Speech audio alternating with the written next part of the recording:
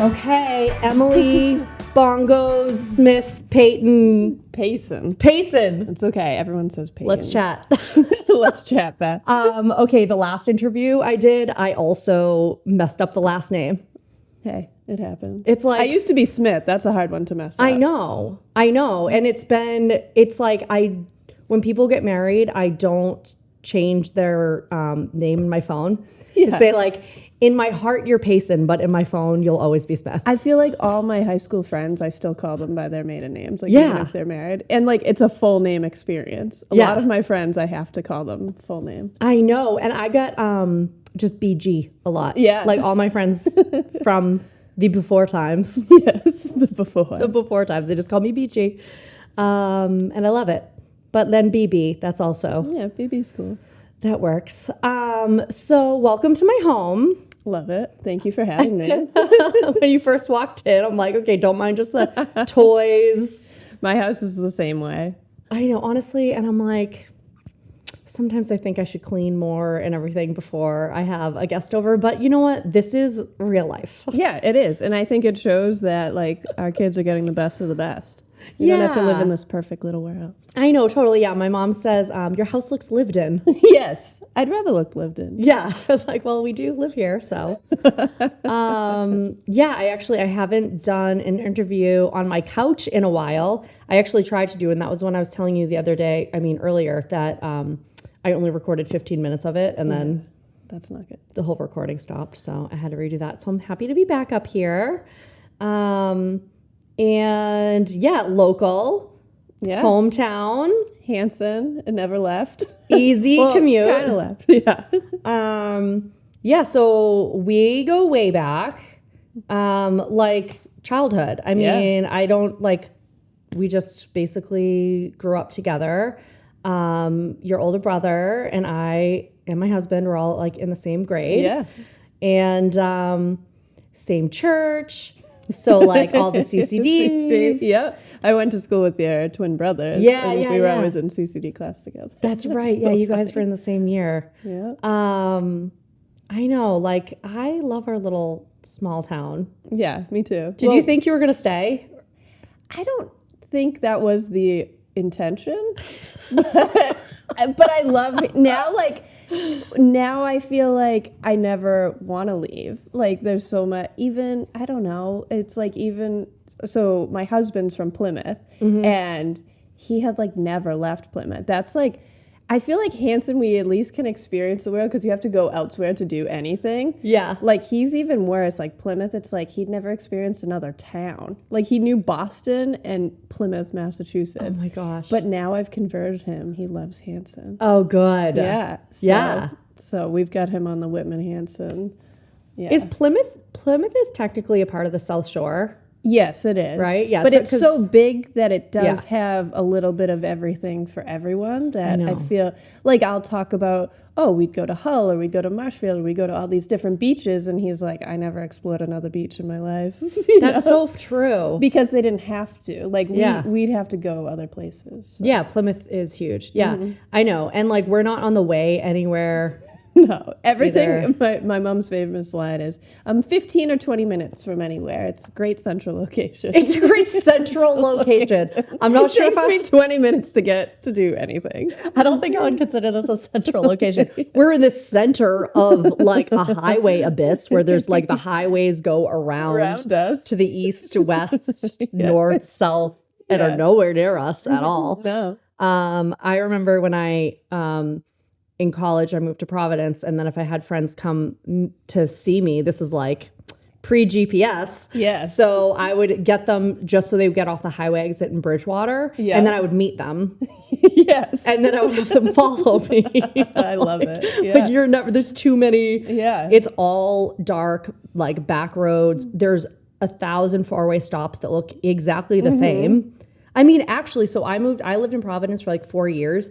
And then when I moved back here, I would get lost Yeah. in my own region. And not like I was lost, like, where am I? But I'm like, oh, yeah, I'll take a left here. And I'm like, oh, no, I'm absolutely thinking about the wrong four-way stop. You know what? Even now, like coming up in like the middle of Hanson around like East Washington Street. Oh, yeah. For anyone not listening from Hanson, just take a hike. Sorry. Take a hike to Hanson. You'll know what we mean.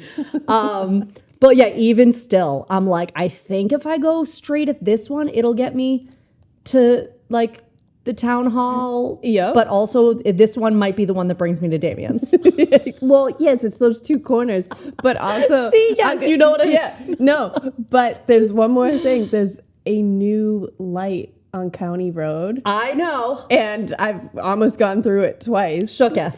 Yes, it's very scary. Somebody's going to get in an accident because they put a light for a four-way stop. I know. But this is big news in Hanson. Big news, new light, new four-way stop. Yeah. Because you could usually just My bomb dad even down. told me to be careful. Okay, so Yeah. really hitting the hot topics here. Jeff's dad is a retired police officer in Hanson. Okay, yes. So I did bring this up at the most recent family party. I'm like, okay, what's your insight? Yeah. Why? Why would we ever do this to ourselves?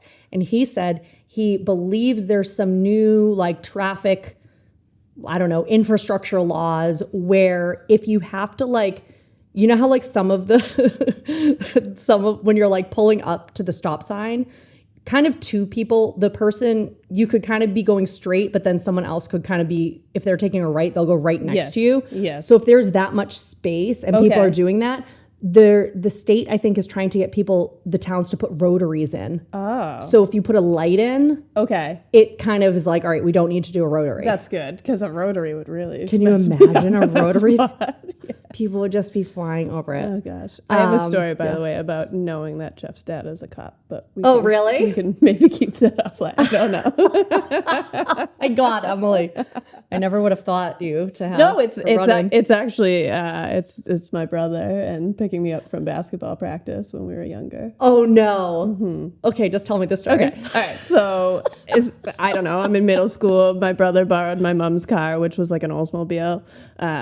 Picture like a maroon. Actually, I think it was like his car, but it belonged to my mom. And then he picks me up, and he's like, "Mom told me we should pick up milk, so I'm gonna go down to." It was Hess at the time. It's Speedway now.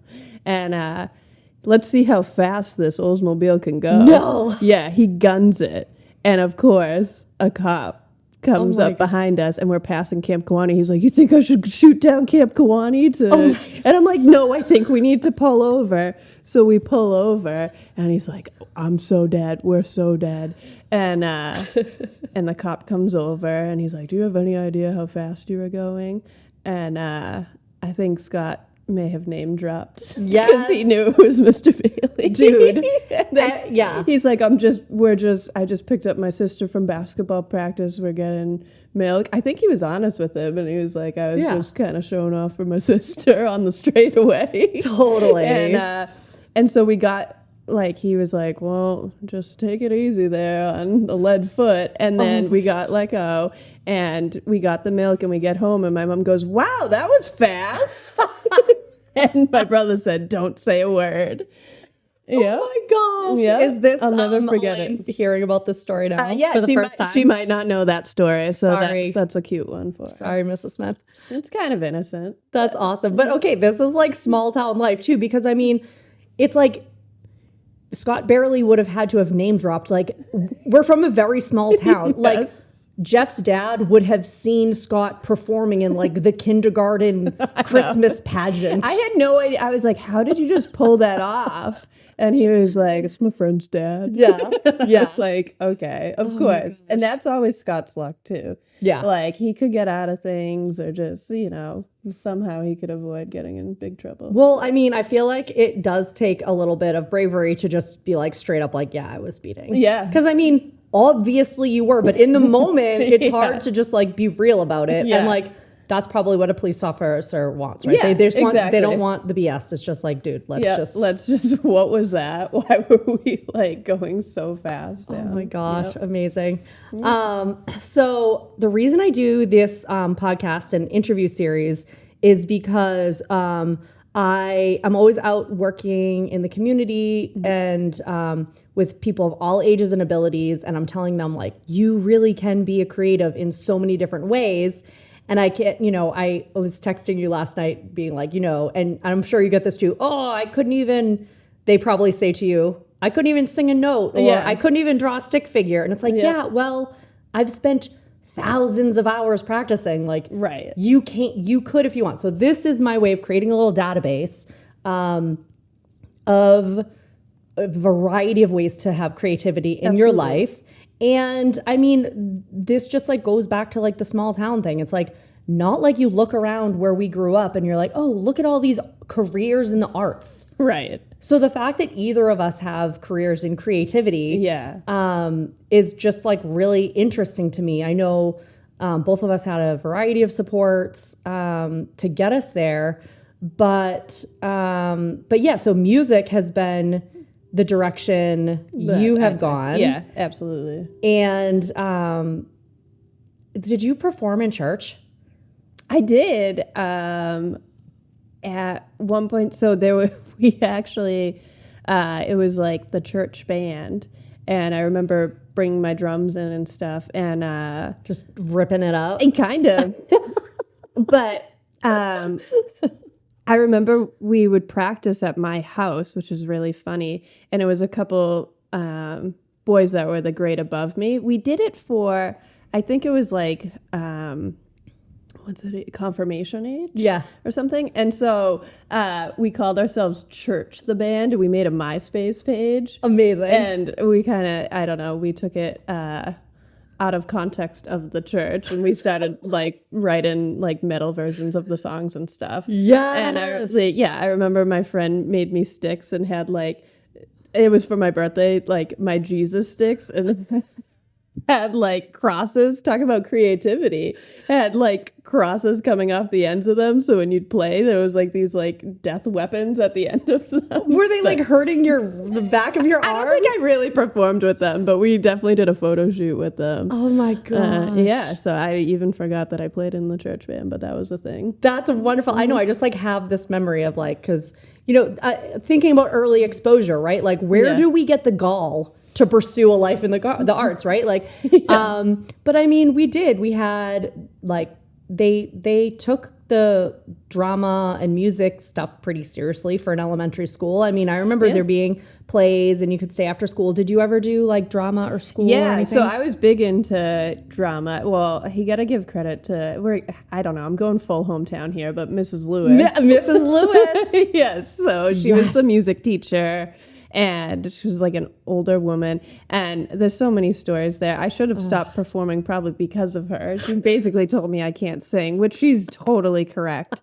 I'm a drummer and I stay behind the kit and out of the way of the vocals, except like some backups. I mean, I'll do some salt and pepper rapping or something like that. Yeah. But yeah, like she was funny.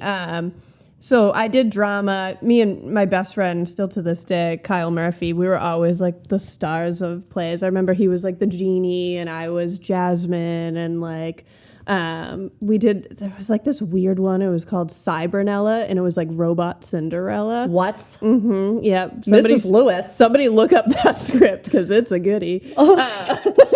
Yes, I came in like they wheeled me in and took me out of a box, and it was like special delivery of Cinderella, Cybernella. Yep. This is amazing. I missed that one. Yeah, that was a good one.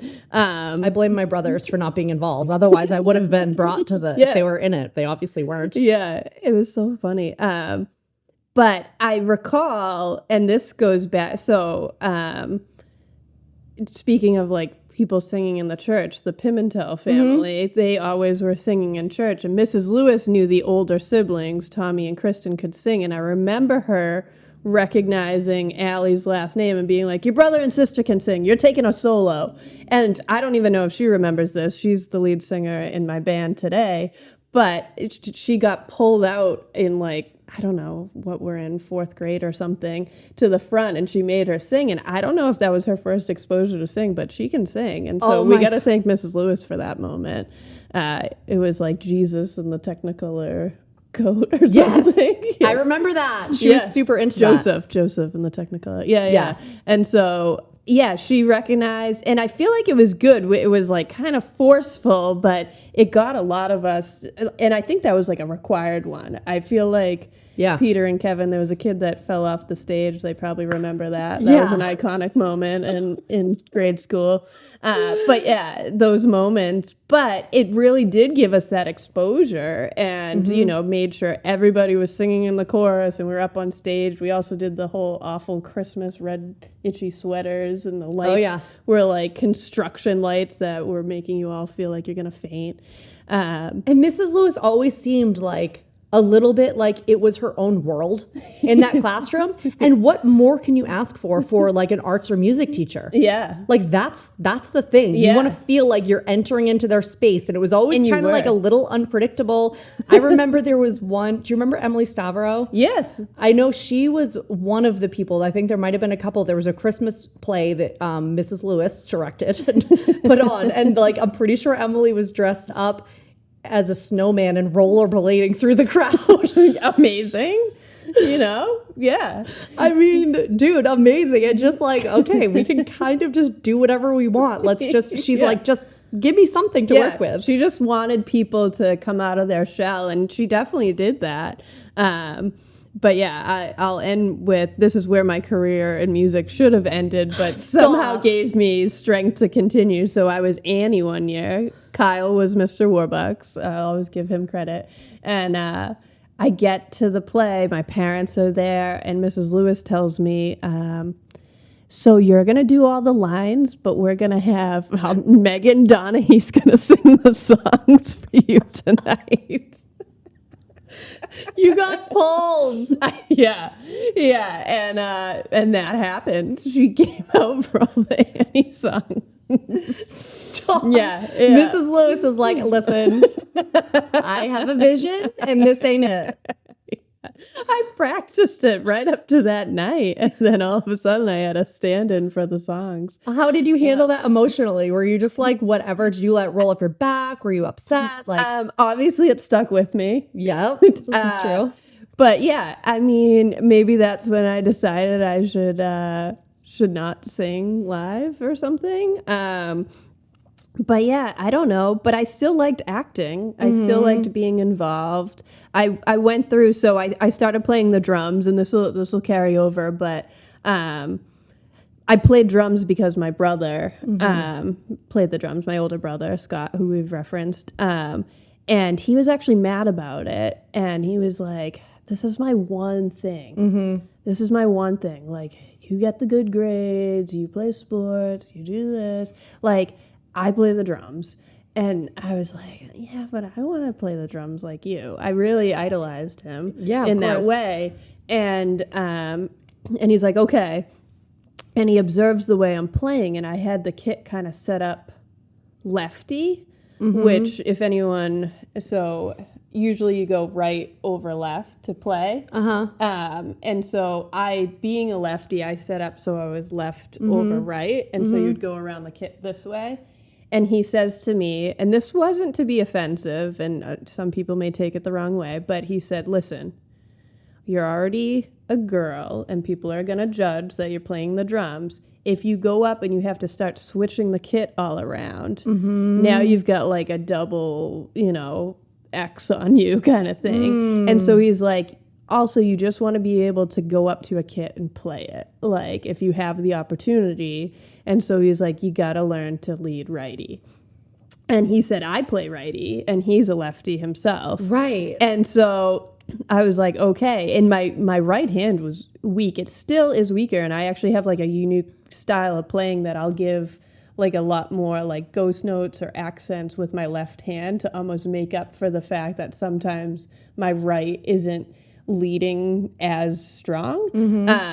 And it's just kind of the style that I play. Ringo Starr is like a perfect example of, he was a lefty, but some of his fills, like will be like backwards, and people are like, that was so inventive, and he's like, I just did it because I'm a lefty and it felt more natural. Wow. So yeah, so there's like interesting things like, but yeah, so I started playing drums, and then when I got to high school, I was still into sports, and I thought I'd go out for the basketball team, and I didn't make it.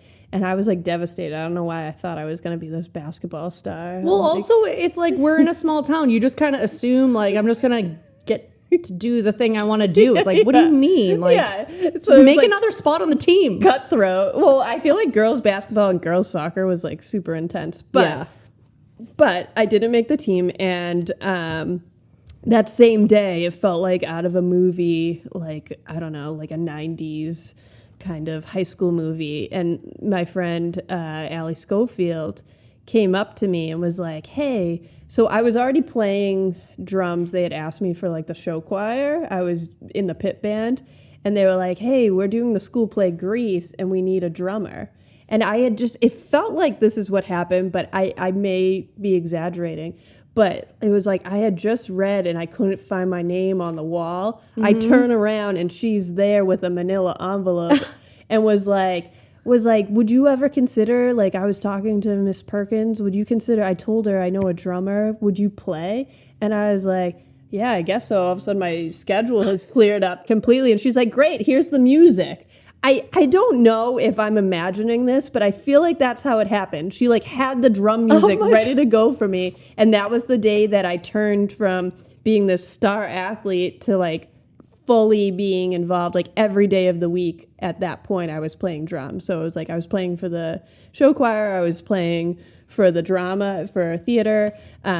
Grease was like the first play that I played the drums for. And we were like up on stage and like we got to perform during the prom scene and stuff like that. Cool. And so, yeah, super cool. Because then it's almost like you're like mock being a band. Yeah. But like you are. And then we'd go back to, it was still the old high school, and then we'd go back down to the floor and like play the rest of the songs from like down there. But we had to have like two kits. So one was set up on stage and one was down. Yeah. Cool. So cool. But yeah, so I don't know. But it got me back. Like then they, like this theater teacher would pull me up during scenes that there was no drums required, and I was wearing multiple hats. Like I played roles, like I was like a jitterbug in The Wizard of Oz and stuff. I don't know. Oh so, my gosh, great. They're like, okay, let's get this girl up so here. I was like, thank you, Mrs. Lewis. I guess I'm still acting. Somebody still likes my acting skills. Oh my gosh. So when you first like started playing drums just at your house and wanting to mess around with them, were you on Scott's kit? Yeah, so I was playing Scott's kit, and that kit is still around. So he eventually gave me that kit. It's like it's a black Yamaha DP series, and I actually like we've passed it down. So I have a stepson, Barrett, and he has now since started playing the drums, and he's playing on that kit. No. So, yeah, so it was Scott's, and then it was mine, and now he's playing that kit. And I always kept it, and it's funny now because I've like gifted it to him, and I always kept it, and I was like, you know, if I ever am in like a second band and I need to keep a kit somewhere else, like I always want to have a secondary kit, and so I gave it to him, and now I'm actually playing in a group and I'm practicing at someone else's house, and so now I can't take his kit because like it's his. So yeah, so it's really funny. So like I have to bring my kit over to the house, and it's like more work. But oh my gosh, so now you do have to transport the whole thing. I'm transporting. Why can't you just use it at your house? Like well, because we're not practicing at my house because like Charlotte's sleeping and stuff. Oh but, right, yeah, baby. But she sleeps through band practices. We have this whole thing. Tuesday nights, and we put her down, and she'll usually like sing along to the songs in her crib and then just falls asleep. So that's awesome. Yeah. I love that. Yeah, kids just get used to whatever's around them. Yeah. The fact that your parents bought a drum kit in general is like a bold move. My parents actually did too. They got my brothers into guitar and drums for a few years when they were younger. Oh, cool. But it was like we had an attic space. Yeah. So it's just like far away. You guys were in the basement, In the basement, right? yep. Well, when the lights flicked for dinner, it was time to stop playing the drums. But I feel like that's very generous of your parents to not only supply the instrument, but to allow for it at all. Exactly. Yeah. So many people even still will say like, oh, I just don't want a drummer, or like, how did your parents deal with 2 drummers in the house? And my dad, I feel like sometimes was like, oh, but he's like our biggest fan. Like still. There was one weekend, a couple months ago, Scott played a show at Widowmaker in Braintree.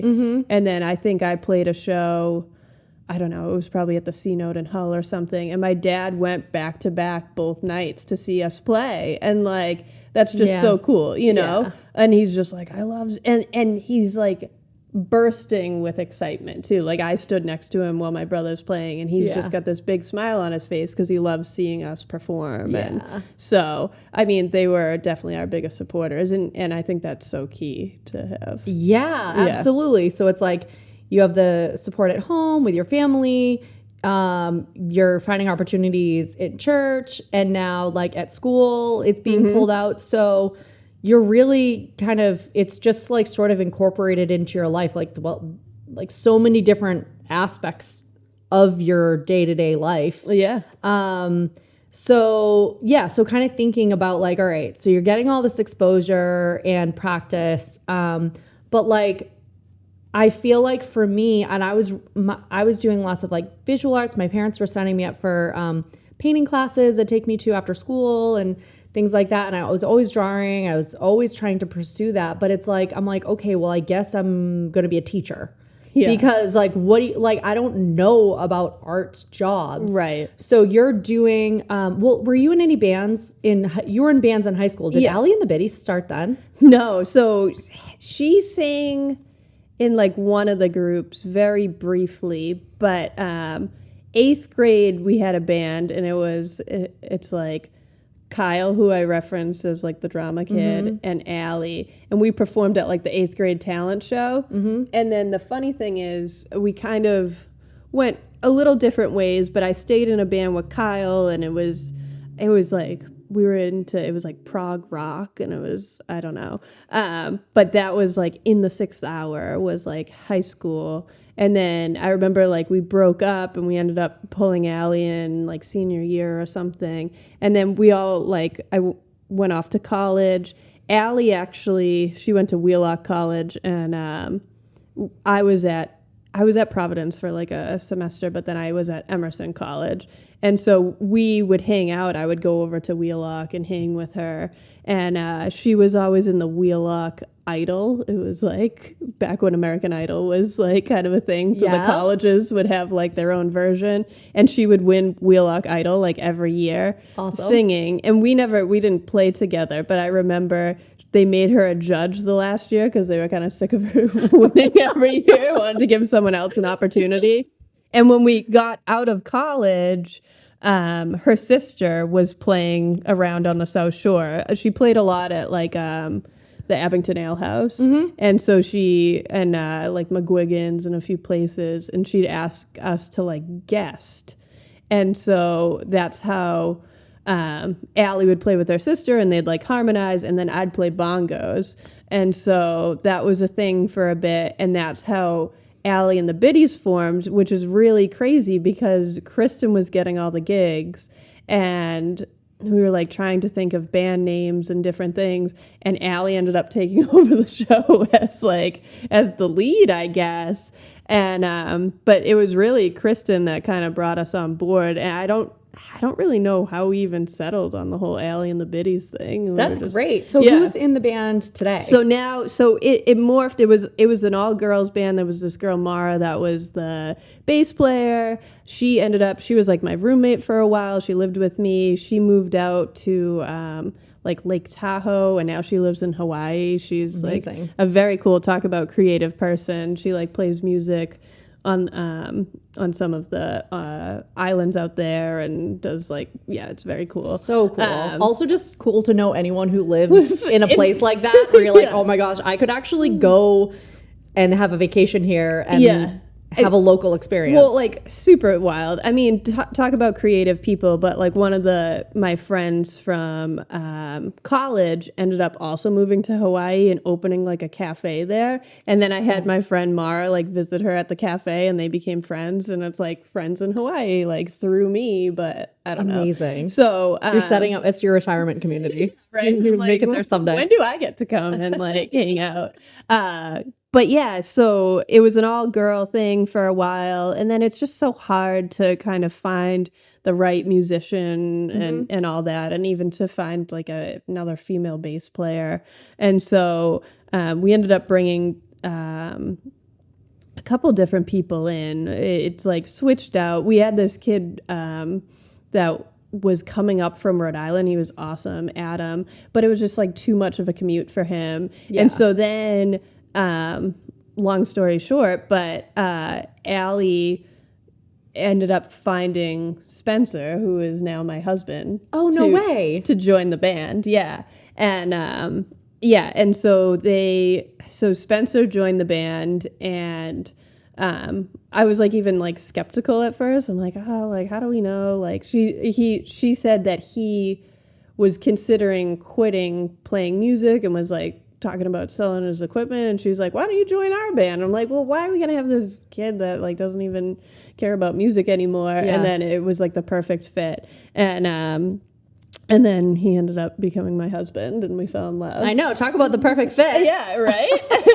and so he's still. So it's now it's like a Whitman Hanson group plus Spencer. But we ended up having this guitarist that I went to high school with, Eric Hochstrasser, and he's fantastic. He went to Berkeley, and that all happened again, creative outlets of the South Shore. But he makes guitar pedals. Oh. And he has a space in Rockland. It's like for creatives that I forget, they have like open houses and stuff. Is it in the Sandpaper Factory? Yes. Okay, I feel like does he collect guitars? No, there's another guy next door that collects guitars. Yeah, that's amazing. I've gone in during open studios. Yeah, there's a lot of visual artists in that building. Yep. Yeah, musicians. So he builds amps, he builds guitar pedals, but he has a space in there. And I think it was over COVID or something. I mentioned it to my husband because he was getting into just toying around with guitar pedals and stuff. And I was like, I have this friend from high school that makes guitar pedals. We should like go check it out. And they kind of hit it off, which was cool. And then he mentioned he hadn't played music, like even though he makes like literally like, and he's like, yeah, I lived out in Western Mass. There was like a great music scene out there, like out, what is it, Northampton or something area. And then he's like, when I moved back here, I just can't connect with anybody to play music. And so we're like, oh, we kind of need a guitar player. Perfect. So he joined the band, and that's the lineup now. It's Allie, Eric, Spencer, and myself. Okay, awesome. Yeah. There's such like a community spirit that's required to make music in a band that I think is so cool. Like a lot of visual artists, they're just on their own for so long, but like for musicians, you're kind of like forced into that earlier. Yeah. And also into like the entrepreneurial lifestyle. Like, completely. And I love too that you and Allie both had older siblings. So you could see how are they booking shows? Right. Where are they booking shows? Yes. Like, how are they figuring out how to transport this equipment to practice and here and there? So it's like, you guys both had really great exposure there as well because, you're an entrepreneur. Yeah. Yeah. Oh, absolutely. And it goes hand in hand. It's like, when I was at Emerson, my minor, it's like a weird minor. It was entrepreneur business. Perfect. And that's not weird. That's perfect. Yeah, it was that was not an option at Mass Art. Yeah. I think they've just introduced it as maybe a minor like in business, but it's all just about studio practice, which is not helpful to get a job. Yeah. Yeah. And it was a very unique thing. It was difficult to get into the program, even though it was a minor. It was like, there was only so many people that could make it in because it was only like one class, and you had to take it for 2 years. And so I remember there was like so much creativity and things you wouldn't think of, but like Roxy's Grilled Cheese, I don't know if you've heard of them. Yeah, the food truck. Yeah, they started out of like the Emerson entrepreneur program. So cool. Yeah, and there was like a clothing truck too. I forget what they were called, but it was kind of cool. It was like they converted a van and it looked almost like a surf shop kind of thing. And so cool. Yeah, and so just all different, and Emerson was more like a film school and different things, but then you'd see all these different like creative ideas kind of come out of it. And so I had like multiple ideas over the course of like being in there, but I would say there's an aspect of even being an entrepreneur and having your own ideas. It's still great to kind of collaborate with other creatives. Yeah. Because that's how, so I went into it thinking I was going to do this like theater sound thing, which I'm still doing, but there was another girl, who ended up, she's the one that opened the cafe in Hawaii. Mm-hmm. And I forget what her initial idea was, but we ended up like working on just like a project for the class together that ended up blowing up on Twitter, and it was like called Songs for Soldiers, and it was just, first of all, great name. I don't know anything else, but I'm in. Yeah. And so like it was about sending music to soldiers overseas, and it got picked up by Operation Gratitude, who sends like care packages like weekly to all the soldiers, and they were based out of California, and they saw our tweet and got in touch with us, and they like wanted like orders of like CDs. It was still like CDs at the time. Oh yeah. And we're like, orders of these CDs? Like we were just selling them around school for like a class project. Yeah, like burning them on your computers. Yeah, completely. And so we ended up like going all in and ordered like boxes and boxes, and like we ended up having studio musicians like into the Emerson radio station. Oh, so you have access to this recording space, which was free as a student to use? Yes. Oh. Yeah, so we got to have like some of the musicians come in, and it turned into this whole thing. We did multiple albums for different causes. So that was for like Operation Gratitude, and then we ended up doing one for like bullying. And that was called like Hold On Another Day.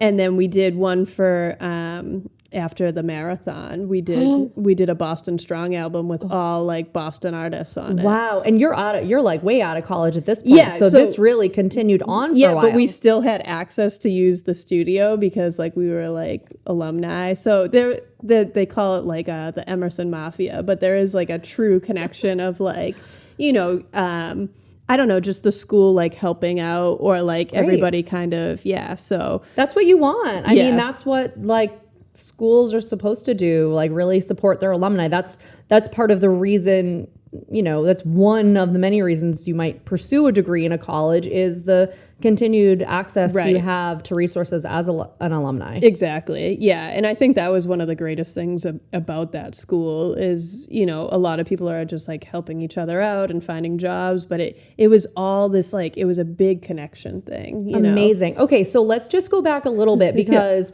I feel like I have a good sense of your exposure in the theater, music, in high school. But again, back to that idea of like, how do you even get the idea to like pursue this in college?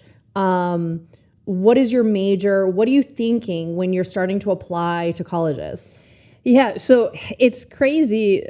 So when I was applying to schools, I wanted to do something creative, but I was afraid to go all in on music. And I had this fear that if I studied music, it would take the fun out of it. Mm-hmm. And so I ended up not applying to music schools. And I kind of have like some regrets maybe, but I really like the path that I ended up on. So like not a big deal. But I was like, well, what if I kind of, like, I was always attracted to the music in movies and television. And I thought I wanted to be like a music supervisor, like someone that would select the music for the scenes. And that was so niche and specific. And I just had this dream that like, that's what I was going to do. But then I got waitlisted, or not waitlisted. Emerson accepted me, but for the spring semester. I don't even know what that's called. Interesting. Yeah. And then, but I felt like, I don't know, I felt like I needed to go to school in the fall. Yeah. So then I made this decision. I like applied to Providence College, and my cousin had gone there and this and that. And it was so not the right spot for me. Anyone that goes there, that's fantastic. I'm glad you found it. But Yeah, like, great school, but just not the right just fit. wasn't for me. And honestly, a lot of it had to do with there wasn't enough creative outlet. And I was in a percussion group while I was there. And it was like a cool moment too, where like I sat down I didn't like have like friends, and I was like just felt like out of place there. Yeah. And I remember I sat down at lunch with this other kid that seemed like he was like lonely or something, but he ended up being a senior. And then we got talking, and he was in this percussion group, and he told me to join. But Good for you, by the way, for choosing to sit down next to someone and not just like go be by yourself. Yeah. Like you're just like, well, he's also alone. you know, Yeah. Like there's like a note there to take, because I think that's like hard to do sometimes. Yeah. And so, you know, sometimes it is just kind of, even if it's putting yourself out in a small way, but it got me through kind of that semester. And the group, I kind of feel bad, but the group was all like seniors. And so they were so pumped to have someone to like carry it on. And then I didn't carry it on because I switched schools. See you later. But it was a great experience because that was the only time that I had any outlet that felt like me. And so like Providence was like one extreme of not feeling creative enough. And then I get to Emerson, and it's so much creative that I'm like, maybe I'm not creative enough to be here. Right. And so it was interesting, but I still felt it was a better match because there was so much inspiration around me. Yeah, I'm sure. But yeah, it was two extremes. I kind of felt like you like went from 10 and 2 to like everything's out the window, just like be like this inventive person. And so I chose that path, and I was thinking I was gonna go into film and like audio, and so I did a lot of like sound recording on sets, and it was very cool, and like that was like I'd spend weekends and you'd pull all-nighters recording these like student films. And I love too being behind the scenes. Yeah. I've had some opportunities to work, to get hired like as a visual artist for like events, which is a new thing. I'm like, you can do that? Like you guys are hiring live painters. That's so cool. But like to be able to be behind the scenes and on a job, it just like makes you feel so much more part of the community. Completely. You're showing up, you're being a part of this thing, but like I have a thing to do. Like I like having a task, an assignment. Yeah. But yeah, that's so cool that you're pulling all-nighters probably with a lot of people. Yeah. And everyone's just like in it, racing against the deadline. Everyone has all their different roles to play. Absolutely. It's cool to see how that all comes together. Oh, completely. And it's pretty cool just in general that like I got exposed to a lot of different things in college, and a lot of times I felt like in high school like I wasn't the most popular or anything, but I felt like I knew my place. Like I was the girl that played the drums, and everybody kind of knew. Like, I don't know, Spencer was working with a kid, he's in the sheet metal union, and the guy went to high school. I don't even really remember him that well. And Spencer mentioned that he's married to me, and she's like, oh, she played drums. She was sick, blah, blah, blah. Yeah. And I was like, he knows me? But like, you know. But I mean, like Scott said, when he first was like accepting the fact that you were going to be playing drums like him. Yeah. It's unusual for a girl to take to the drums at that age. Like it's unusual for anyone to get into the drums. I feel like a lot of people go guitar first. Yeah. Oh, definitely. So to go in at a young age and then being female. Yeah. It became, my nickname became Bongos in high school. And so, and it's very cool. Like, I'm still connected. The girl that gave me that nickname, she was living out in California for the last 15 years, and she just moved back here. And I had like a little Halloween party, and her daughter is 9 years old and is 4 days apart from my stepson Barrett, and they like got along so well, and it was just so cool to see. And we've stayed in touch over the years. Like when I was like out in California on trips for work or something, like we'd end up connecting and different things. But it's just so cool, like full circle. I don't know. If you connect with the right people, they're going to be in your lives, but it's also cool to see like where we've all gone and come back and different things like that. But as far as my journey, it's like I thought I was going to do film, and I ended up working at the radio station, and I got to... The Emerson radio station's awesome. Yeah, 88.9. 88.9. Everyone listens to it. Yeah. If you're listening to radio in this region, I mean, probably everywhere now, but like... Yeah. It's great because it's like such a good way because you have college students playing new emerging artists because it's like that's... The young people are the people who are going to be finding out about this stuff earliest a lot of times. So that's always something I like to go to when I'm like, all right, I need some new music. Exactly. Yeah. I mean, that's how I discovered music while I was there. I was on like the music team, and it was still CDs at the time. And I'd go home each week with a stack of CDs. And it was like my job to come into the music meeting with like one or two picks to like potentially add to the station. And we'd sit in a room and we'd listen to those songs, and people would like agree with you or not, like whether it was like, and so that's how some of it, snuck on. Like we obviously followed like the alternative charts and the independent radio charts and would add those songs, but sometimes we'd sneak in a song or two that, no other station was playing. And it was cool to see where some of those artists went, Absolutely. And like some of them are like doing really well, and I can still picture listening to it in my dorm room with that and thinking, yeah, I put that in the stack. Like I knew that was going to be, they were going to be somebody or something. So cool. Another example of working in collaboration, working as a team, and also finding opportunities to lift others up. Exactly. When we lift others up, you end up lifting yourself up in so many ways as well. It's all everything, you give, and then that person gives to you or gives to someone else. It's like karma is real. Exactly. That's so great. So you're going up, so you're studying film stuff, you're working at the radio station, and did you maintain the same major throughout your program? Yeah, so I stuck with, it was like, I was in the film area, so they called it visual media arts, was like the degree, and then you could have concentration. So my concentration was audio, but audio there wasn't, like at Berkeley, there was like recording studio. And so the only way you got exposed to that was working at the radio station, but my concentration was film. So I did a lot of like learning Foley sound and what is that? So Foley, so Foley is like when people will go in a booth and create sounds for the film. Oh, so like, yes. like there was like a sandbox and like, I don't know, just like all these different things. And you try and learn how to create sounds that like, so like footsteps, the footsteps don't come up well when they're recording it live on set. So you would recreate that sound in the studio. And sometimes you could pull up files, but it didn't match perfectly, so you would recreate that sound in a booth.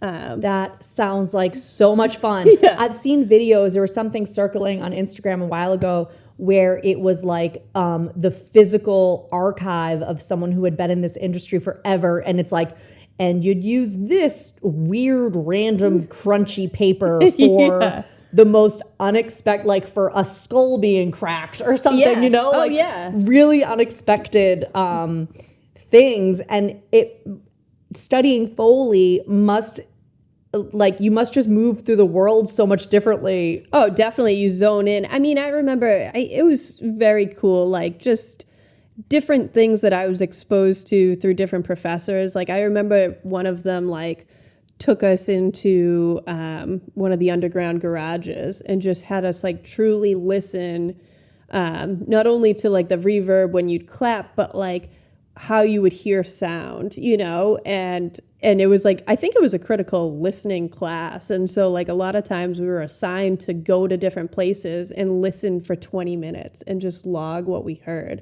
Wow. And it really gave you, I don't know, you think about it now, like I feel like I can't even imagine spending 20 minutes of just listening, right? Especially if you're just like planting yourself at kind of a random place just to see. Yeah, exactly. And so those were like our homework assignments and just, but it really got your ears in tuned. And then we ended up, you know, I took a class and the guy wanted to teach out of his studio. Like he was a working professor kind of thing. So we would walk or take the train or wherever you were located to the studio instead of taking class on campus. And he did a lot of work, and sometimes he would like have us each take whatever commercial he was working on or something and have us do it and see like who came up with like the best, you know, sound effects or different things, or how we would edit just even the voiceovers, like, oh my gosh, you know, just dialogue correction, which seems so simple. It's like, oh, you're just listening to a voice, but how are you going to take this voice and make it radio ready or make it television ready kind of thing? Well, I have questions for you. Okay. For my, but like, I don't even know how to ask them because I'm just so figuring out how to do all this recording as I go. I have to like show you my software. Like, okay, what buttons do I press to make this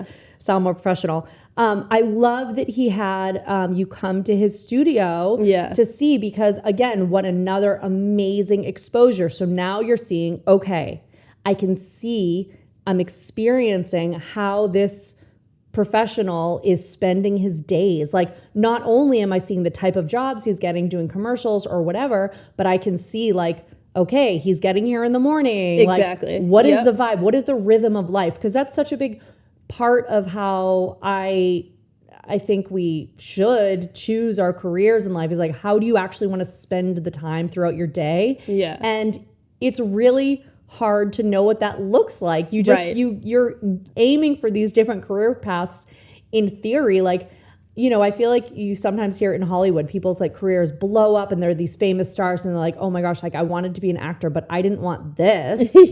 You know? And so being able to really see these different lifestyles completely, just like, what a great experience. Yeah. And like, I don't know, it felt like he had the dream job too. Like, I feel like being exposed to that, we got to see like, okay, this is super cool. Like, they have this kitchen area and they all hang out and like whatever. And just see like, this is where you want to be. Or like, you would just see different.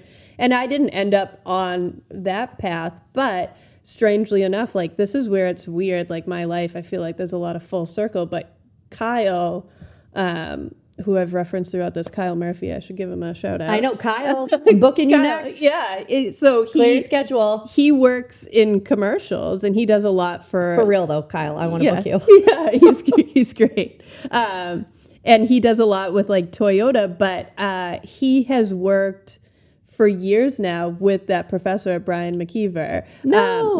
Like I think he even worked out of the same building. Like they were doing video editing on one floor and he was the audio editor.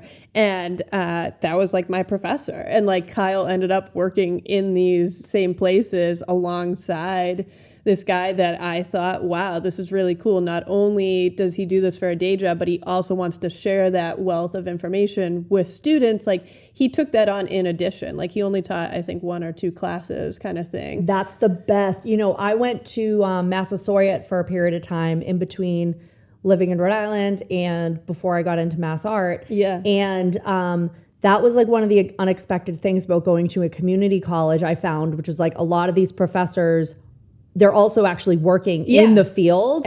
And then they're just like picking up a class. It's like a nice like side gig. Right. Work with some students, kind of mix up your schedule, get some steady income. Exactly. but then for the students, they're getting, actual experience. I had another, professor that he owned a recording studio, and we had to take the train. Like, he would teach sometimes on campus, and we'd take the train sometimes. And it's a studio, Bridge, I think it's the Bridge or Bridge Sound, and he still owns it. And all those years later, I worked at Zildjian, and we did a shoot at his studio. And so I got to see him years later and communicate and email with him. And so. And this is another really cool thing about going to college in a city like Boston. Yeah. Because these professors are all, in walking distance from their other studios and gigs, and you can just take the T. Yeah. Yep. And so that's what it wasn't like even a question. It was just like, yep, you guys are going to come over to the studio, or, and awesome. So, yeah. So how are you finishing out your time in college? Where do you jump to for your first career, and is that Zildjian, or does Zildjian come later? Yeah, so I was, even though, so I mentioned that entrepreneur class, we had that whole like Songs for Soldiers thing going on, but the thing I was working on in class was to be, to take over theater sound company. This guy, Ed Damasio, he's from Abington. He was doing sound for all the local like high schools around here. And I ended up going back to my high school, Whitman Hanson, and he was running sound. And we never had someone come in to run sound. It was always like a student. Yeah. And they do a pretty decent job, but I saw this guy professionally, and I went up to him and was like, oh, da, da, da, da. Like, I go to Emerson, and I had never touched, like, even when I was in high school, I never ran sound in that way. And so I'm learning how to edit, but I'd never really done live sound. Okay. And he's like, if you want to come out and shadow. So I ended up shadowing him. And then he was talking about like retiring at the time.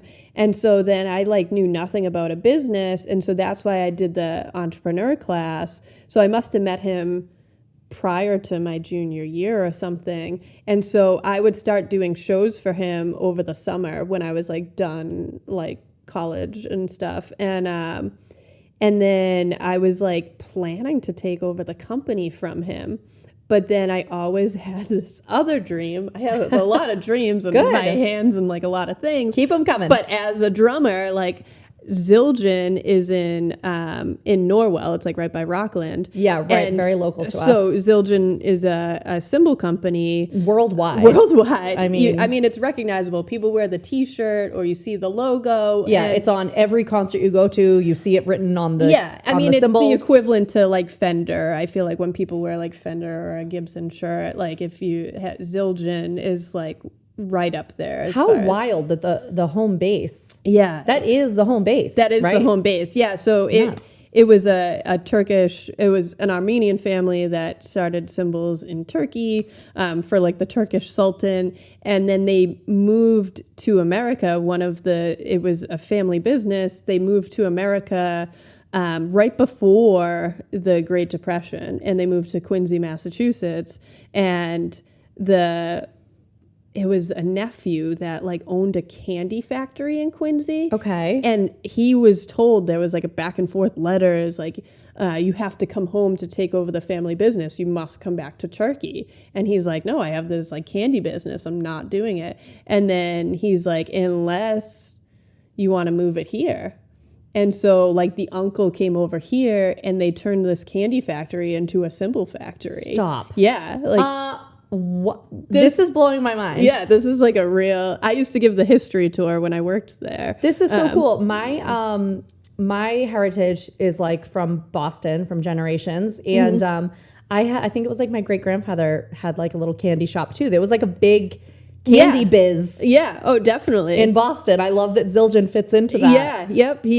This was a candy factory. And so it ended up, he was convinced to change over to cymbals, and they'd said like, oh, this will be prosperous for you. And so I think there was like a wife involved actually that like convinced like, let's do this. Of course, you got to have that woman behind being like, all right, no, let's make this happen. And so so they brought it to America, and then the Great Depression hits.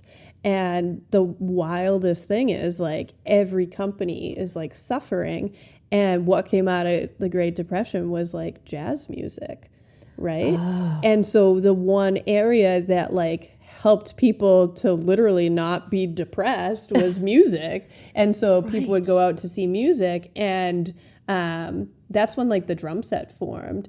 And so like music was a driving force, but the Zildjians recognized like we need to bring some of these artists in, and there's just so much. It's really an incredible story, but they'd have a lot of these like black jazz musicians come in, and they helped to develop the hi-hat. So they were playing on the streets, or like on the streets or in like nightclubs, but there was something called like a low boy.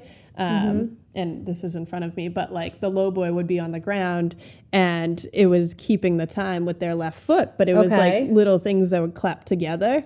And they were like, what if we brought that up so that we could play on it, but also still keep time with our foot? And so, yeah. And that was like a combination of these artists coming in and helping to develop what the drum set is today. Wow. And so, you know, they were just kind of like, I'm saying like street drummers because that's how I kind of picture like the kit was originally put together, with like a little thing on their foot and just kind of hitting the crash and then cymbal. you think about like in Harvard Square, people are playing outside. New Orleans, people are playing outside. Exactly. Like musicians to this day are playing outside. Yeah. And so like I think of the development that way, of starting off kind of like that, and then them coming to this factory in Quincy, Massachusetts, and really developing, okay, like the small cymbal of a splash, the crash, and then ride to keep like the steady beat. And like Zildjian like blew up. It was like one of like the thriving companies during the Depression. And then it exploded even further with rock and roll and Ringo Starr and all that. But I mean, they came here probably during the worst time they could have moved to America. And then ended up, it was like the right time. And you wonder too, like, I don't know, like, would the drum set be what it was today without this company coming here? Not. And no, right? And it's so wild to think about, but like they're really put themselves on the map, but they also should be recognized for like welcoming in these musicians. And that was looked down upon too. They're like, why are these, you know, Turkish Armenians working with these African Americans and all this? Absolutely. And it's like there was no, I mean, it's just really, really cool. Wow, so inspiring for this time in 2025 when our country is going through a very difficult time. Yeah. And to be like, okay, well, in difficult times, we lean on the arts. And also you're seeing people of color coming together in various ways and forging new paths for our country to follow. Becoming leaders in the industry, these industries that are just like paving the way. So it's like, it's just such a beautiful thing that I think really resonates through to today, that this is what we need to continue to do. Yeah, seriously. It was like, you know, I'm always so inspired, and I love sharing that story with anyone that wants to hear it. But so obviously I always looked to Zildjian as a very cool company that was right in my backyard. Yeah. And so I grew up playing Zildjian, learning that Zildjian was the top, not knowing so much about the history. I mean, we didn't have that exposure. Like, everything is online now. You can read all of this. But we're still in a time period, yes, like I'm on the computer now at school and stuff, but, you know, Wikipedia wasn't completely our best friend yet, I don't think. No. And so, you know, I learned a lot of that once I got there, but it was even more fascinating than I ever thought. And gosh. How I got there, I got an internship. And I think I was one of the first from Emerson to get an internship there. Good for you. And I mean, this just feels obnoxious now, of the connection kind of thing and Whitman Hanson. But no, it's so true though. But I mean, I don't even know what you're going to say, but I think if everyone truly leans into their genuine community, there's so much there. Like, you don't have to all the time, like go to the next thing or whatever. I mean, like you may want to for different types of opportunities, but so often if we just reach out within our own community connections, I mean, and maybe I'm wrong for saying that because I just happen to live in a place where we have access to this stuff, but I don't know. I think it translates. You'd realize, there's just so much right within your own community. And what I was going to say is, there was a woman working at Zildjian. Her name is Sarah Hagen, and her maiden name is McKinley, Sarah McKinley. And she was actually a female drummer who taught my brother. So she was a few years older than my brother. He was like in middle school, and she was up at the high school. And my mom would and I remember going, like we'd go to the high school music room and he'd take like a half-hour lesson from her. She was just a high school student. And so entrepreneur, musicians, entrepreneurs from the very get-go. Yeah, so she was teaching lessons like after school. Cool. Yeah. And Mr. Oliveri, who was like the band teacher, Mr. Rowe, he'd always mistakenly call me Sarah because I was the only other girl that had come along in like 10 years time or something.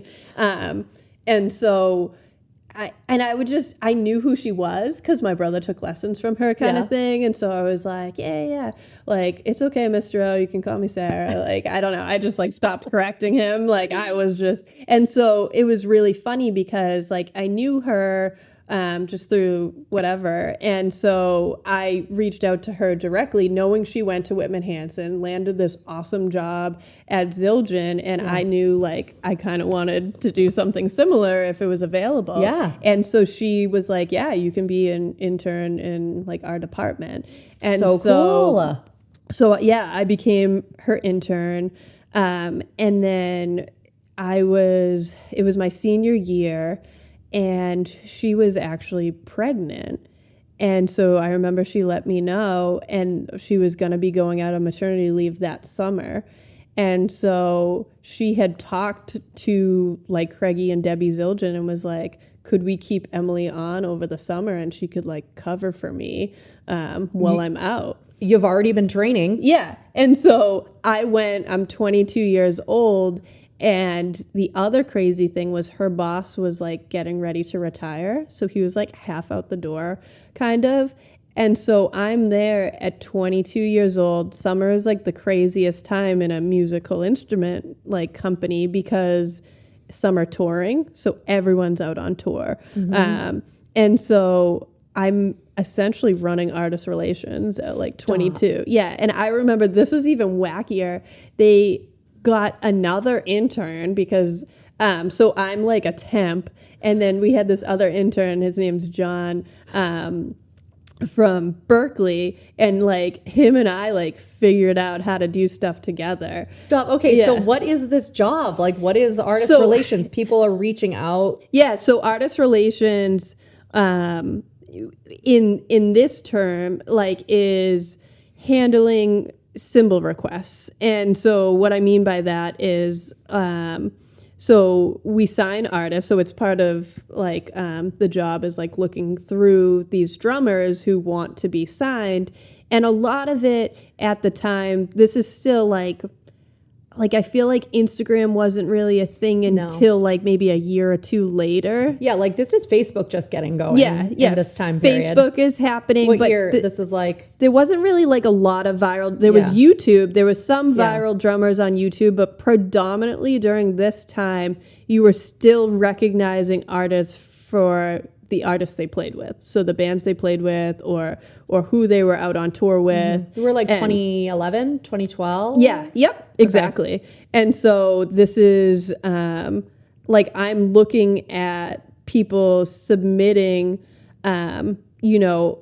what size audience they're playing for and looking at in terms of like who they are kind of in that way, like the exposure, like are these symbols going to be seen by a lot of people? Do you have television exposure? Like, are you playing any of the, Jimmy Fallon or like whatever at night, any of the late night shows? Have you, and that's kind of what you're basing signings on, as well, obviously talent, but your talent has been recognized already in my like eyes by like, you've already got there. You've done the auditions, you've formed a band that is recognized enough in itself that you can even like apply for this, basically. And sometimes you'd get some people that thought they could, and like it would become laughable. You gotta try. I've got a few good ones that I saved over the years. Oh my gosh. But so it was looking at artists, but there was a lot of pre-existing artists, and so a lot of the pre-existing artists, you know, drummers used to be recognized in their own right, and I think it's so like difficult for nowadays for that to be a thing. There's a few I can name offhand, but you know, we had some legendary A-listers too that, you know, that are known for, and a lot of it was like jazz, like you could be the drummer but you were the band leader, you know, and that kind of changed over the course of like rock and roll. There was a lot of rock and roll artists that were recognized as incredible drummers within their band. And you could name the guitarists, you could name the drummers. And I feel like some of that ended, but I feel like with like Travis Barker and Trey Cool, like was kind of the end of like that generation of like worldwide you could name this drummer. And even if the person wasn't into music, they would know who they were. Yeah. And then we hit this time period where there wasn't really recognizable drummers other than, you know, and I could be speaking out of turn, but well, I mean, it's just your take on an industry you've been involved with forever. Yeah. So you're probably onto something. But I mean, like around that time, we're moving more into like, I guess, just pop. Yeah, exactly. Is taking over, and it's less like bands. Like grunge is. Yeah. You know. Right. Exactly. I love you forever, grunge. But I know. Well, Soundgarden, they just got inducted into the Rock and Roll Hall of Fame. I know. That was a cool moment. Really cool moment. Yeah, and Matt Cameron, but, you know, he played for Pearl Jam, too. That's a fun fact. Oh, really? Yeah, because those bands were, like, very intertwined. Temple of the Dog and stuff. Yes. Yeah. That's amazing. I love seeing that those recognitions are still coming along. So these bands that are maybe already signed with you guys, like, what's the wear and tear? Are they needing their cymbals to be replaced? Yeah, so it's all over the place what I'm doing. So I'm selecting cymbals for artists. There's a lot of, you know, a lot of the heavier drummers, like some of the cymbals will crack, and so there's like replacements, and sometimes they want exactly the same thing. There's some artists that are super particular. So I remember at the time, Chris Stapleton probably was like coming onto the scene, and he was going to be playing SNL for the first time, and he wanted like the perfect setup for SNL, and they didn't have what he liked at the rental studio. Like a lot of times there's different studio instrument rental companies, and this artist in particular like was like, I don't really want like rental cymbals for this, like it needs to be the right sound.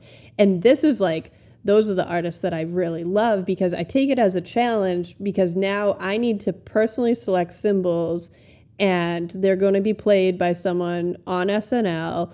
But not just that like they're putting their trust in me to make sure like I'm picking out cymbals that aren't just off the shelf and like tossed. So like I was personally selecting them, and I got really like, that was my favorite part of the job. And this particular drummer, Derek Mixon, who still plays for Chris today, like whenever he'd put an album out, he'd send me the list of drums and cymbals that he would use, and he'd be like, you picked it, you picked it, you picked it, you picked it. Like, and it was like, those moments are super cool for me. And I actually, I'm going like off, but no, I love it. But he, like their first album or big album, Traveler, he sent me like a triple platinum record and like presented it to me, because he felt I was a big part of that record. You were like picking out the cymbals, you know, and like he'll even talk like when he's on tour, he's like retired some of like his hi-hats because he's afraid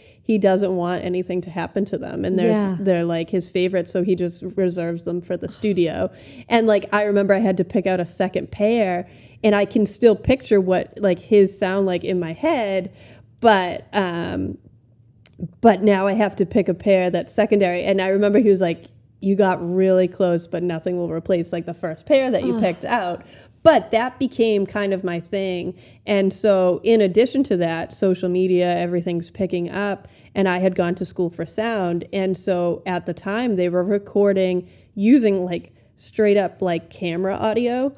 And so I'm like, you guys need like drum mics. Like if we're going to have like artists come in, like, and we're going to record what these cymbals sound like, we can't be using like audio off of a camera. Right. And so I was like, I can help out with this. And I kind of found like an area that was like lacking in the company. Yeah. Cool. And I love that. That's another way that I've always found promotions and longevity at places. I'm just like, I kind of see a need, and then just instead of just calling it out and be like, oh, this is ridiculous, they don't have whatever. It's like, you see a need, you come up with a solution, you pitch it, and then before you know, you get a promotion and a raise. Exactly. Yeah. And so that's what I did. Like I knew, I was like, Sarah's going to come back, and it's like, do they need 2 people picking out cymbals? She's fantastic at that. Do they need 2 people that are, there's a lot of, you're getting emails in. You're also there's some people that aren't particular, so you could send from like the factory, but like a lot of it, I'm dealing with UPS and I'm getting phone calls, and it's like they're on tour and you're trying to plan, will it arrive in time to this venue by this date because they're in another state by the next day. So some of it was like chasing down, but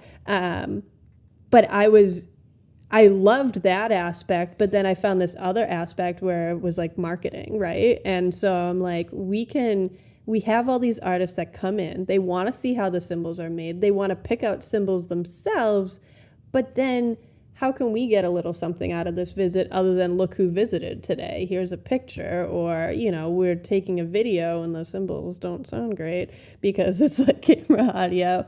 And so I helped to kind of step that up with the video guy that was there, Chris. He was fantastic, but he was a graphic designer. So he also recognized, you know, like he was like a photographer, but like video wasn't his thing. He learned that. And, you know, recording drums at the time wasn't my thing, but I knew enough about sound that, you know, between the two of us, we kind of created our own, I don't know, like Zildjian studio kind of thing. Obsessed. This is really, really cool. And it's an entrepreneurial mindset too. And it's like, even within working for a big company, how do I continue to not only support this company I want to keep working for, but making new spaces for myself within it. Right. So you're using that entrepreneurial spirit inside this company. Yeah. And so, and some of it, like, it's just, you know, it truly, even though this is a big, recognized worldwide company, it's really small. Like there's only like 50 people in the office, and there's like 50 people in the factory.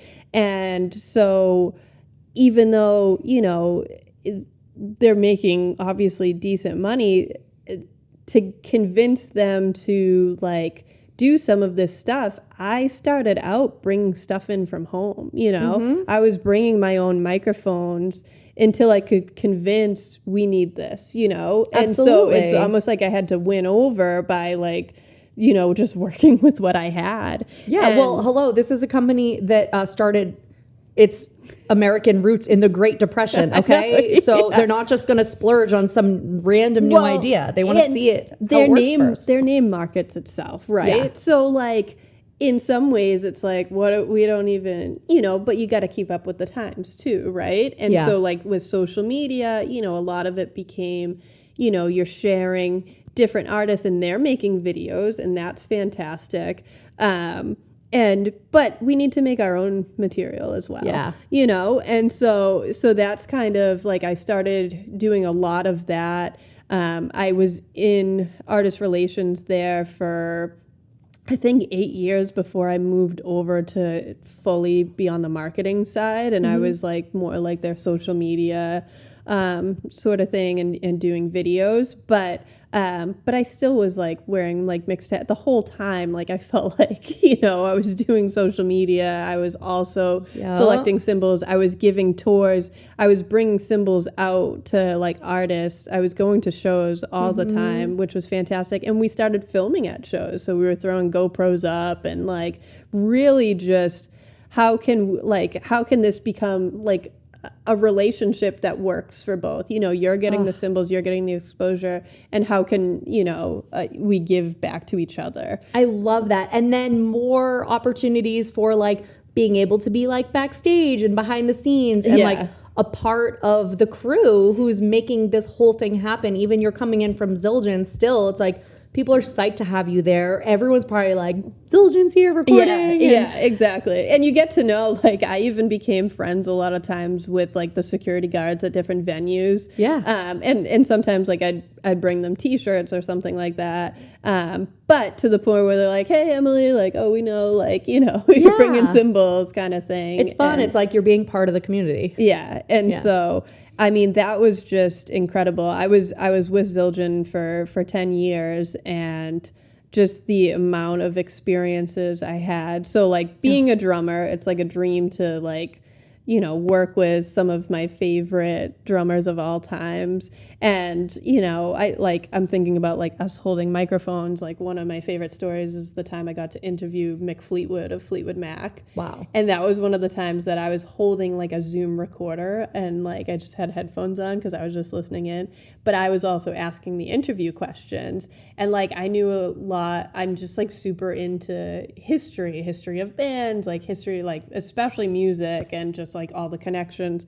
So I started asking him some like deeper questions about his early days with drumming. We kind of like did an interview very similar to this, where like fascinating to hear just like his upbringing and like how his parents recognized his talent, and he was able to like drop out of school and move to live with his sister like in London so he could pursue drumming and find a band. And I need to go find this recording. Yeah. And do you know how to? Okay, it's on YouTube still. All right, it's like a 2-part. Yeah, we'll find that and I'll put it in the show notes. The link for people but just I loved, you know, and I did these interviews. It was kind of very similar vibe, almost like podcast before podcast was the thing, and we would do these things with artists to find out like how did they end up where they were, you know? Yes. Oh my gosh. Yeah.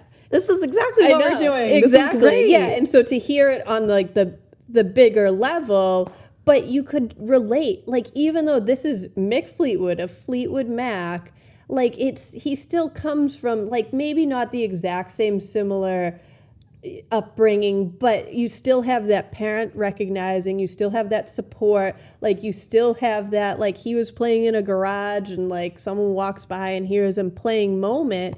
And a lot of it was about connecting to the right people, you know. We all come from like a very similar story, like when we get back to the root of it. And leaning into community, putting yourself out there, sitting next to the person who has no one else sitting next to them. Exactly. So suggesting entrepreneurial solutions to things. I mean, man, we need to do another whole episode just like digging into all these interviews. But like during this time, you're also side gigging. Yeah. Because I was working at the theater that was a part of the YMCA in Hanover when I was running arts programming. And I reached out to you about running our soundboard, which was so great. And so that was while you're at Zildjian. So you're playing music with your friends. You're like in a band. You're hustling at Zildjian, and you're also booking theater gigs. And that's your career now. Now you're... Yeah, I'm predominantly doing that now. And so the funny thing is, like, I like to have a backup plan kind of thing. And Love it. I'm at Zildjian, I'm a temp, I'm giving it my all. I'm starting doing these videos, like I am, you know, but there's always in my head knowing, well, Sarah is returning. Like I'm not going to like, she's going to have her job, and is there a place for me? So I still had this plan of potentially taking over this theater sound company. That's right. Yeah. And so like full like circle. So I'm still doing that. And then I started like having gigs with theater sound, and then, you know, we connected. And I remember it was like a puppet show. It's just so weird. I don't know. I could go on, but just the way things connect, like this woman that I ended up doing like sound for, like we reconnected in recent years. But I was doing theater sound. I was playing with Allie and the Biddies. I was also working at Zildjian. And as time went on, a lot of my like theater sound stuff I slowed down on, but I kept up a couple of companies that I really liked to work for, like a few, and they're all local theater. And so another guy that worked under Ed, his name's Pat, and he's my boss today, but he ended up taking over the company because I became more vested in Zildjian. And so he still kept, I was like, I'll do like these 3 shows a year, but that's basically all I can commit to. And especially like I couldn't do any of the summer theater program stuff anymore because I was constantly at shows or like artists coming through town. And so my job became, I was at the office 9 to 5 or 9 to 4 or so, and I'd be heading into the city or heading out to the Xfinity Center, and I was getting home at midnight and then going back into the office, and it was fantastic. Like, this was my 20s, and I felt like I was on tour without being on tour. Like, I could go home at the end of the night, but then I was back out there again on this other tour, and so cool. Yeah, it was amazing, and the people that you'd meet, and like I still like. And you would meet all different people. Like, I'm friends with some people that are like guitar techs, and I'm friends with like the bass player for Santana because like I just ended up sitting with him, like backstage. Exactly. And that's who you end up talking to. And it's so, and like my husband will joke with me because he's a bass player and he's like, how are you friends with the bass player for Santana? Like, because he'll invite me to shows and he's like, I understand the drummer thing, but like I was like, I don't know. Like, just at the show, we ended up hitting it off, like hanging out, exactly. chatting, I know. Yeah, I found when I had some backstage time at Levitate this past summer for their festival, that's exactly it. You're just sitting next to people, and I don't really know the Levitate genre of music well at all, which was super helpful for me to be just like chill and like, what's up? And I still don't know who some of the people were because I was like on my painting job. I wasn't even watching the shows. So I'm just like backstage having a breath, chatting with whoever, and like they're playing their set later. And then there was it was like the biggest band. Was it Dispatch? I don't even know. Dispatch was there. It was one of the biggest bands. Elevators was there too. I think it was Dispatch, and it was like as the show was going on, because that I did watch their set. I was saying to my friends, I'm like, I think I was hanging out with that guy earlier. Like, don't know, like still learning about like who these people are, what they do, but. And it didn't come up because like I feel like backstage is you're just like you're more like shooting the shit, and it's like. Especially, like I said, not knowing the genre of music. It's not like I had any questions to ask. I was just like, what's up? You from around here? Like, there's some high school kids sitting there. They were on someone else's backstage pass, and we're just talking about high school. Yeah, like, completely. And a lot of people think, they visualize, I don't know, almost like a 70s, 80s, like, crazy wild backstage experience, and a lot of times people are just looking to like connect. Also, they're in a different city like every night, and many artists have said like, I just enjoy coming to Boston because I know I'll see a familiar face, or be able to connect in that way. And I mean, that's people have like their families with them probably, and they love to play like their hometown shows and all this.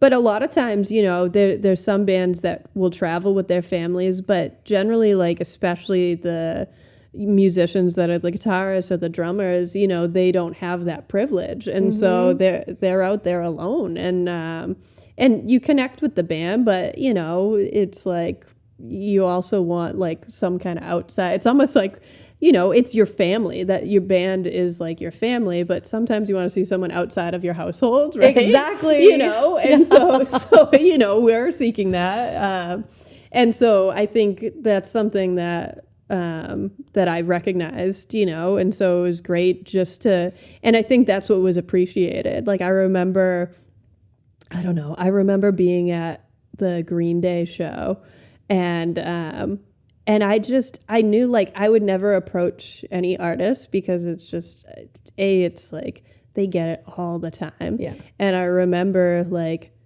Billy was like standing over there, and we were watching, I think it was like Against Me was playing with them, and I think we were watching their sound check, and he became curious of who I was because I didn't care to introduce myself. You're obviously like a staff person. Yeah. You're not and like. So he came over and was like, hey, like, I'm Billy. Who are you? And I was like, oh, I'm Emily. I'm with Zildjian. Oh, okay. Like, because he was curious of who, like, I was. And I give that example because that would happen a lot. But it was just because it was like, I don't know. Like, it's just how... I think that's why I thrived in that, because I recognize that people are just people, and like I didn't treat that whole like celebrity thing, and I think people really respected that. Well, and I think it comes again back to our small town. Yeah. But this is a working class town. Yeah. People are working for their paycheck here. Yeah. And that's like the expectation for my life. Like, if I'm working hard and getting a paycheck at the end of the day, like, I'm psyched. That's the plan. The plan is to work hard. Yes. And no matter what it is, like, no matter what the job is. And so that translates into anything you do. Exactly. And I think that, there's like a vibe about that you can see. And I took pride in, you know, whether you were the top A-lister that has been recognized in the industry for years, or you're brand new, and I'm almost taking a chance on you being like an artist that's gonna, you know, do well in this industry, I treated everyone the same, you know? And even to the point where, like, if the top artist wanted to be treated like differently, like I didn't really give that to them, you know? It was just... You know, there was respect. I mean, but that's the thing. There was respect for everyone. Like, I feel like more so I treated the bottom like they were the top. Yes. Because they shouldn't be like a top or a bottom. Like, you all are in your own right a fantastic drummer that has made it. Yeah. And to me, you are all equal artists. Yeah. And I feel that same way with like theater sound that I'm doing now. Like, I work with little kids that are wearing a microphone for the first time. And then I'm working, you know, down in a theater that like people are coming in and auditioning from New York, and they're just getting out of college at NYU and different things. And they're trying to build their resume by doing like the whole theater around the country thing. And they call them like summer stock. And I treat them the same way I treat the little kids. Maybe I use like a slightly different voice to explain things, but like, you know, you're all performers to me. And so I think that's a big thing of like how I approach any job that I'm doing is like, I'm going to treat you with respect, and I'm also going to treat you as an artist. And I think I took that's a big thing I took from Zildjian, is learn. And that's something that I feel is just a personality thing. Like, I don't know if necessarily that can be taught, because some people are like, oh my gosh, like I would have loved to have your job, but like I'd probably like get nervous, or I'd like maybe party too hard, or I do this or I do that, you know? And it's like, like, I don't know. I didn't even think in that aspect. Yeah. Well, and I think this translates well to, oh my gosh, we have to wrap it up. Yes. We're going forever. Neither of us, talking about working hard, neither of us are going to do the rest of our jobs today. I know, sorry. No, I love it. I want to talk more with you, and I would love to. We have to do this again, like in 6 months or something. Okay.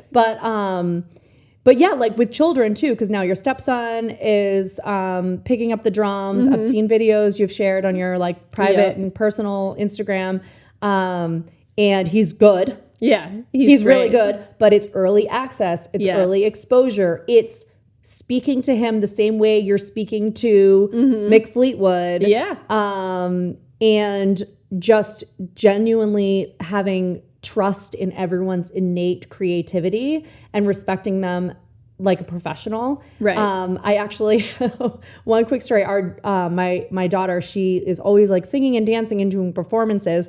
And I realized that she yells at my husband and makes him leave the room sometimes. Okay.